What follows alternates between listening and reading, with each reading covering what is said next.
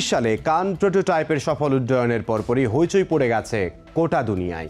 তুরস্কের দাবি এই বিমান F-16 এর উন্নত সংস্করণ F-35 থেকে অত্যাধুনিক। সত্যিই কি তাই? ফাইটার জেটের মার্কিন ও রাশিয়ান আধিপত্যের পর তবে কি শুরু হতে যাচ্ছে তুর্কি জেটের যুগ? কেন এই জেট বিমানকে তুলনা করা হচ্ছে মার্কিন F-35 বিমানের সঙ্গে? 2024 সালের 21 ফেব্রুয়ারি প্রথমবারের মতো আঙ্কারার বোল্টেড এয়ারফিল্ড থেকে সফলভাবে ওড়ে কান।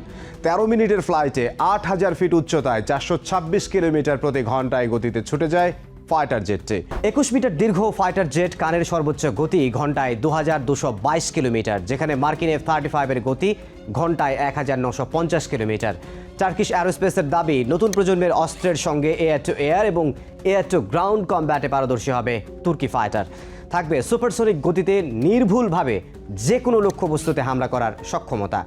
অত্যাধুনিক ড্রোনও নিয়ন্ত্রণ করা যাবে এই ফাইটার থেকেই।